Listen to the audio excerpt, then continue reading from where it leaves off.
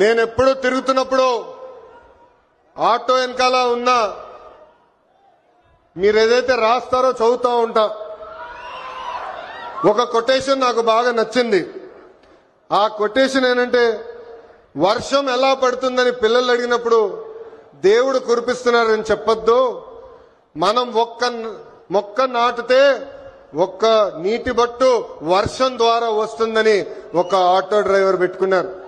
అంటే ప్రకృతి పట్ల మనకున్న బాధ్యత ఆ ఆటో డ్రైవర్ ఈరోజు సమాజానికి నేర్పిస్తున్నారు. ఇంకొక ఆటో డ్రైవర్ కొటేషన్ చూసా, అందరూ బాగుండాలి, దాంట్లో నేను కూడా బాగుండాలని చెప్పారు. మూడో కొటేషన్, జరా భద్రం భయ్యా, మనందరం చల్లగా ఇంటికి వెళ్ళాలి.